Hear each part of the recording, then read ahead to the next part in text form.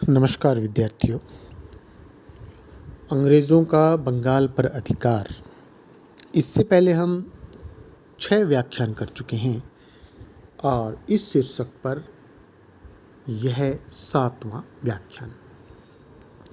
विद्यार्थियों, यदि हम विगत व्याख्यान की बात करें तो हम मीर जाफ़र और east India company, Mir Jafar जो कि बंगाल का नवाब रहा 1757 से लेकर के 1760 तक, उस मीर जाफ़र, जिस मीर जाफ़र ने अपने जो पूर्ववर्ती नवाब था सिराजुद्दौला, उसके साथ में गद्दारी करके, अंग्रेज़ों के साथ में षड्यंत्र करके जो कि नवाब बना था, अब उसके और अंग्रेज़ों के बीच में जो कटुता पैदा होती है ईस्ट इंडिया कंपनी और नवाब के बीच में, नवाब जो कि मीर जाफ़र, उन कटुता के कारणों के विषय में हम विद्यार्थियों चर्चा कर रहे थे।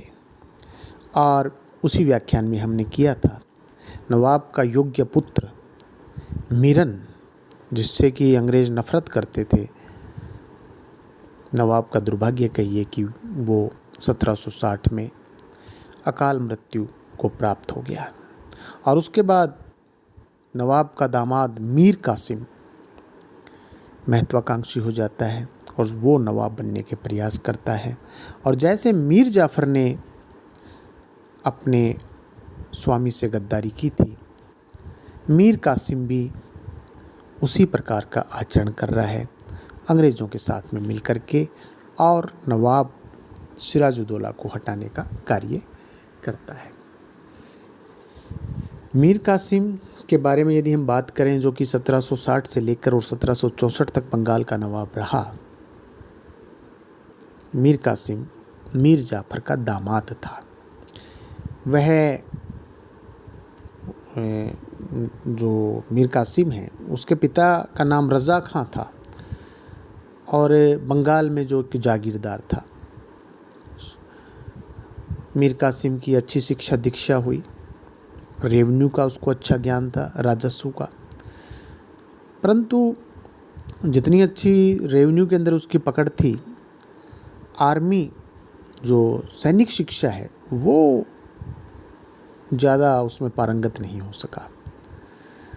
लेकिन क्योंकि वो हिसाब किताब का अच्छा आदमी था, रेवेन्यू राजस्व संग्रहण की बात, तो उसकी इस योग्यता से प्रसन्न होकर मीर जाफ़र ने अपनी पुत्री फातिमा बेगम का विवाह उसके साथ कर दिया था।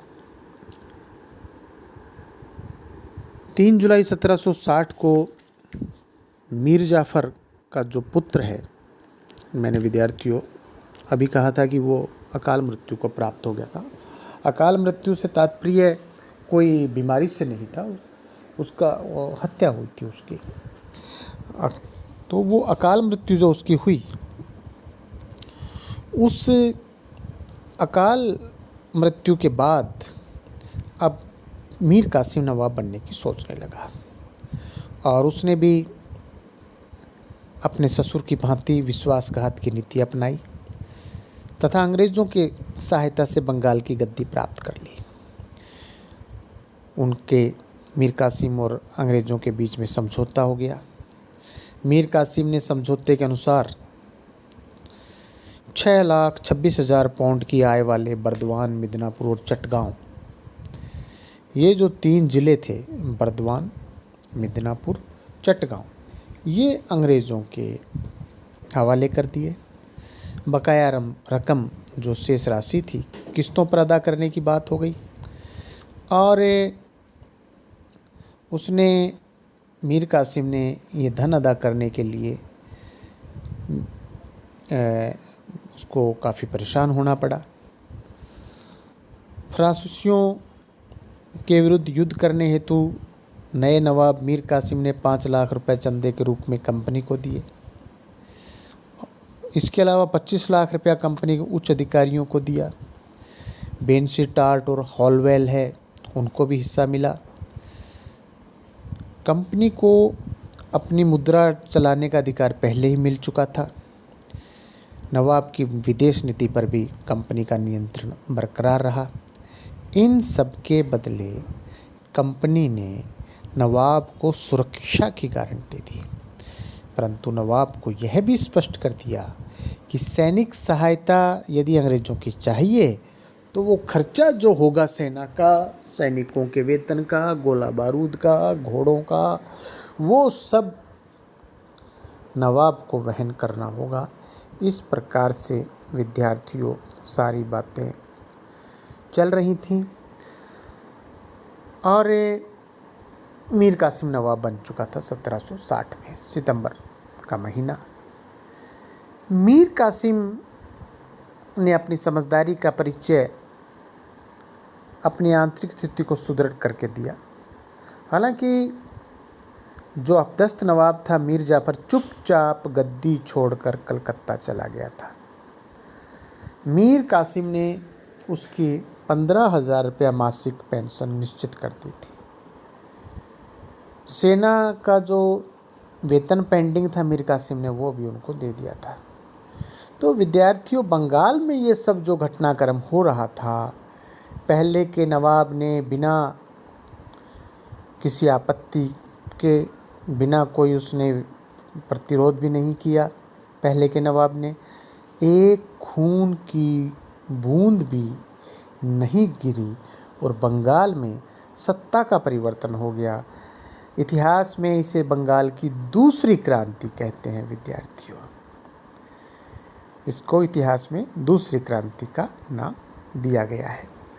मीर कासिम नवाब बनने के बाद अपना शासन चला रहा है, लेकिन उसके सामने कठिनाइयाँ बहुत हैं।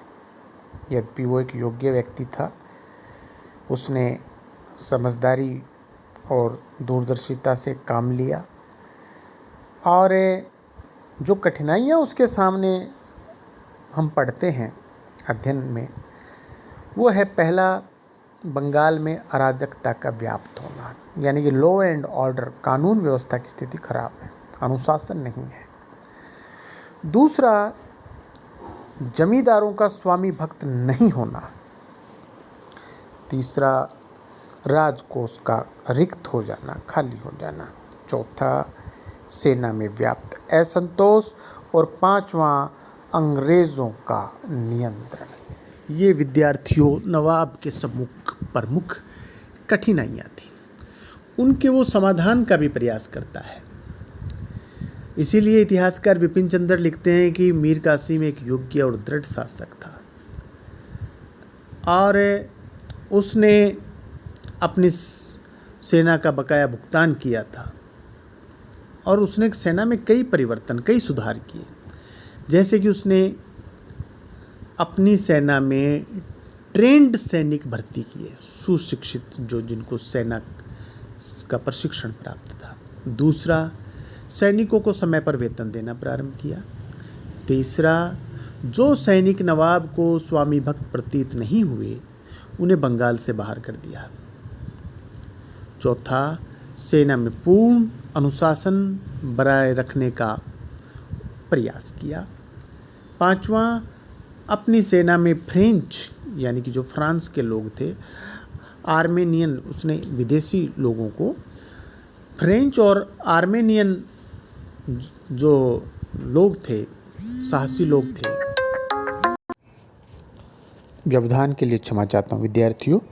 मैं पांचवा जो सुधार है सैन्य संबंधी, उसको रिपीट कर रहा हूँ कि मीर कासिम ने अपनी सेना में फ्रेंच और आर्मेनियन जो ट्रेंड सैनिक थे, अधिकारी थे, उनको अपॉइंटमेंट उसने किया अपने यहाँ पर। छठा सुधार, शस्त्र निर्माण की ओर उसने ध्यान दिया, मैन्युफैक्चरिंग की तरफ। सातवां सुधार, उसने अपनी सेना का संगठन आधुनिक आधार पर किया। जैसे यूरोपियन सेनाएं जिस प्रकार से होती थीं, उस प्रकार से उसने अपनी सेना का संगठन किया।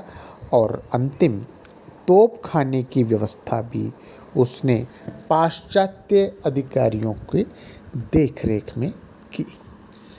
यदि हम बात करें आर्थिक संकट की, जो निवारण की है संकट के, उसकी यदि हम बात करें तो पहला, धनी व्यक्तियों से उसने धन ऐंठने का कार्य किया और उनके न देने पर उनके विरुद्ध कठोर कदम उठाने से भी उसने परहेज नहीं किया। दूसरा, मीर जाफ़र के समय उच्च अधिकारियों को, जो मीर जाफ़र के समय जो अपॉइंटेड थे और जो बड़ी बेईमानी उस समय चल रही थी, उन अधिकारियों को उसने अपना हिसाब देने के आदेश दिए। जिन अधिकारियों ने सरकारी रकम को अनुचित तरीके से हड़प लिया था, उनसे वह वसूल लिया। तीसरा, राजस्व विभाग में ईमानदार व्यक्तियों को नियुक्त किया गया। चौथा, बेईमान व्यक्तियों की संपत्ति छीनकर उन्हें डिसमिस कर दिया, पद से मुक्त कर दिया। पांचवा, नवाब मीर जाफ़र के समय की हरम की औरतों के, यानी कि उसके जो लेडीज़ कंपार्टमेंट में जो औरतें थीं, उनके आभूषण छीन लिए। छठा, धनिक व्यक्तियों पर येन केन प्रकारेण दोषारोपण करके उनकी संपत्ति छीनने का कार्य उसने किया। इससे विद्यार्थियों यह हुआ कि वह कंपनी की जो देनदारी थी ईस्ट इंडिया कंपनी की, क्योंकि सौदेबाजी में उसको नवाब का पद प्राप्त हुआ था, वो अदा कर सका, वो पेमेंट कर सका और अपने सैनिकों का बकाया वेतन भी दे सका और फिर रेगुलर वेतन देने की भी उसने व्यवस्था कर ली। अब यदि हम बात करें कि मीर कासिम के और जमींदारों के बीच में संबंध कैसे थे, देखिए, मीर जाफ़र एक निर्बल नवाब था और इसलिए जमींदारों ने भूमि कर शाही खजाने में जमा करवाना छोड़ दिया था, बंद कर दिया था। वे नवाब के स्वामी भक्त एवं आज्ञाकारी नहीं रहे थे, परंतु मीर कासिम ने उन जमींदारों के विरुद्ध कठोर कदम उठाए। भूमि कर अदा न कराने वाले जमींदारों को सख्ती के सहारे राजस्व जमा करने को बाध्य किया। अधिक उद्दंड जमींदारों के विरुद्ध सैनिक कार्रवाई करके उसने उन्हें नतमस्तक किया।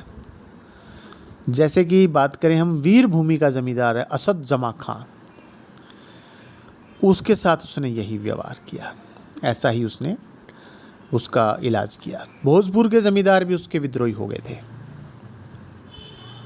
अतः नवंबर 1761 में उसने उन पर आक्रमण करके उन्हें भी सही रास्ता पे उनको वो ले आया। शाहाबाद और बेतिया के जमींदारों को भी उसने नतमस्तक होने को बाध्य किया। जमींदारों के साथ सख्ती बरतने के अलावा उसने लगान व्यवस्था में सुधार करके भी जमींदारों को भूमि कर देने को राजी कर लिया। इस प्रकार उसने अपने इन प्रयासों से अपनी स्थिति को ठीक किया और वो एक अब सुयोग्य शासक कहलाने का हकदार हो गया। मीर जाफ़र अयोग्य शासक था, विश्वासघाती भी था। मीर जाफ़र के समय अराजकता भी हो गई। मीर जाफ़र के समय अधिकारी कर्मचारी सब अनुशासनहीन हो गए। मीर जाफ़र के समय जमींदार जो थे वो अब टैक्स नहीं दे रहे थे, राजकोष की स्थिति खराब थी। ऐसी बहुत सारी चीज़ें जो मीर जाफ़र के समय बिगड़ गई थीं। सेना में अनुशासनहीनता, सैनिकों को वेतन नहीं, सैनिकों को भी अपनी असंतुष्टि जाहिर करने के लिए अनुचित तरीके इस्तेमाल करने पड़ रहे थे। सेना में गोला बारूद नहीं था, सेना में शस्त्र नहीं थे, शस्त्र जो भी थे वो पुराने किस्म के थे, नए किस्म के नहीं थे। तोपखाना वो बहुत ही यूँ कहें कि उसको यदि काम में लेना हो तो बड़ा कठिन कार्य है।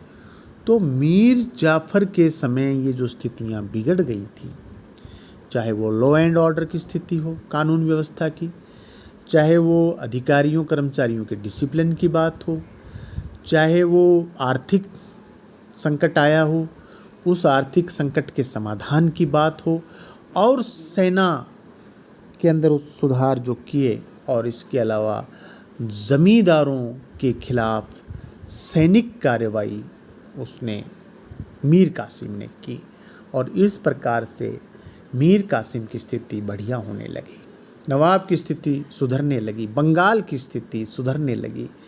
लेकिन ये सब चीज़ें अंग्रेज़ों को बर्दाश्त नहीं हो सकती थी, क्योंकि उनको बंगाल में एक सुयोग्य शासक नहीं चाहिए था, उन्हें एक अयोग्य और कठपुतली शासक चाहिए था, मीर जाफ़र जैसा।